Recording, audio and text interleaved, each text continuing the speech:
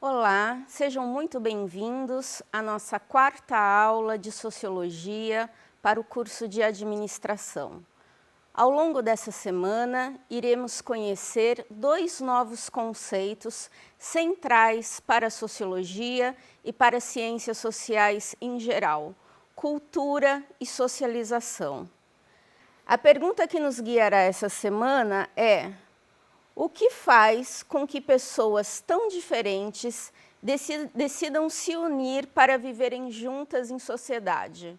Como, apesar de todas as diferenças, elas continuam vivendo juntas? Para responder a essa pergunta, nós precisaremos articular alguns conceitos. Então, começaremos pelo conceito de cultura. Imediatamente, podemos nos indagar, mas o que é cultura? É importante observar que nas ciências sociais, nós compreendemos o conceito de cultura de forma diferente do senso comum.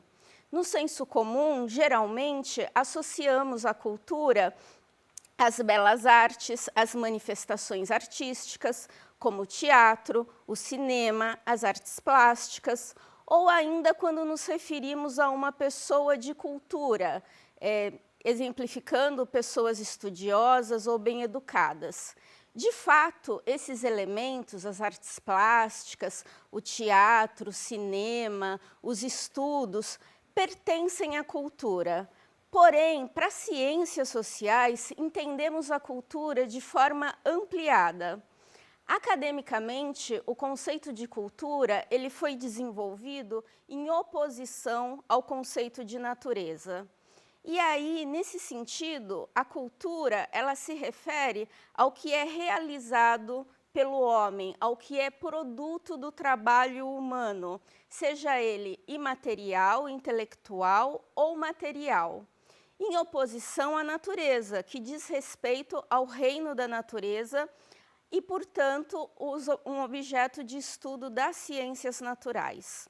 Então, de forma simplificada, podemos dizer que a cultura pode ser definida pela somatória de nossos costumes, conhecimentos, objetos materiais, artefatos e comportamentos apreendidos e transmitidos socialmente.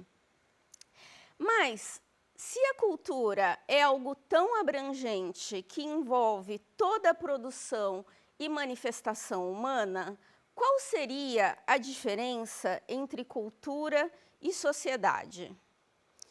Então, dizemos que uma sociedade é a maior forma que um grupo humano pode tomar.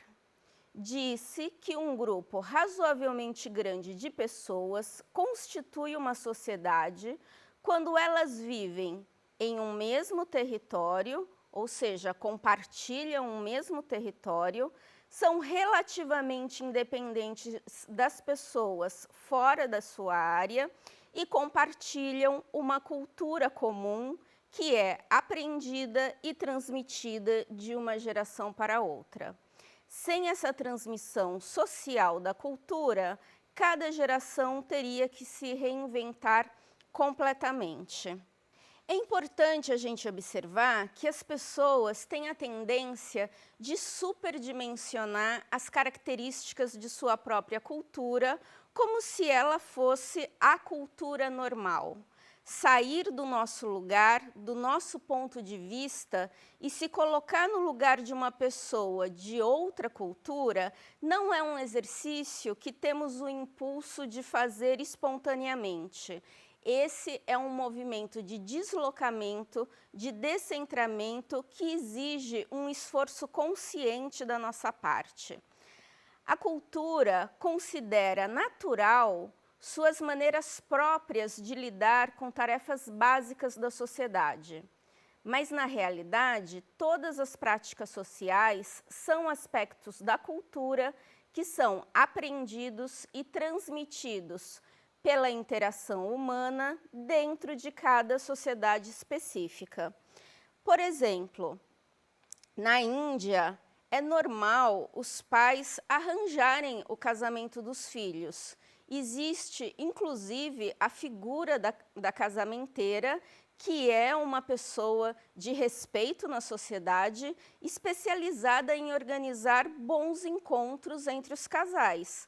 Nas sociedades ocidentais, como a brasileira, por exemplo, é comum os pais relegarem aos filhos ou respeitarem a decisão dos filhos sobre com quem eles querem se casar.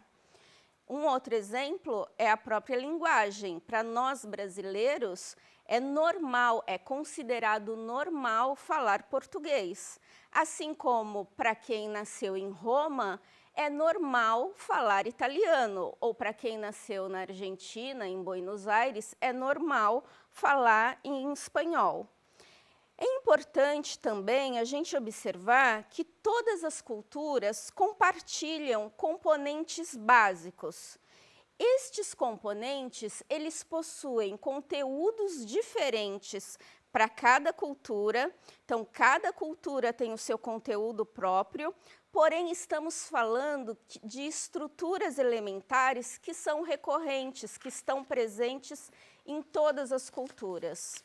Os mais importantes elementos básicos da cultura que moldam a maneira pela qual os membros de uma sociedade vivem são a linguagem, os símbolos, as crenças, os valores, as normas e as regras sociais e a cultura material, os artefatos que produzimos coletivamente e socialmente.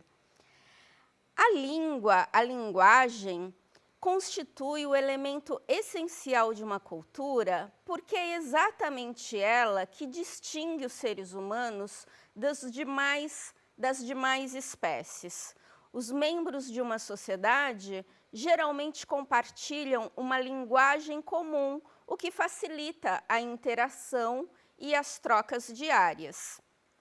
Um outro elemento da cultura são os símbolos, que estão presentes, inclusive, na própria linguagem. Se eu digo, por exemplo, a palavra caneta, imediatamente vocês entendem que eu estou usando essa palavra para representar o objeto caneta. Então, o símbolo, ele é qualquer coisa utilizada para representar outra. Podemos falar como exemplo de símbolos, as bandeiras, os símbolos religiosos, as insígnias, as palavras, dentre muitos outros.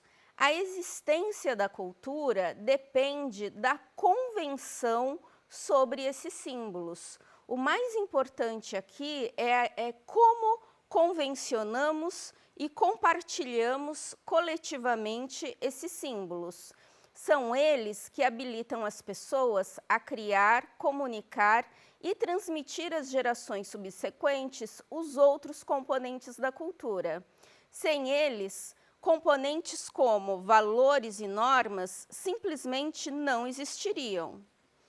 Outro elemento fundamental da cultura, ou outros elementos fundamentais da cultura, são as crenças e os valores. As crenças e os valores são afirmações acerca do que as pessoas coletivamente admitem ser verdadeiro. São ainda concepções compartilhadas a respeito do que é importante e do que vale a pena coletivamente para aquela sociedade. Suas origens podem ser encontradas tanto no senso comum, como nas tradições, nas autoridades, como na autoridade científica, por exemplo.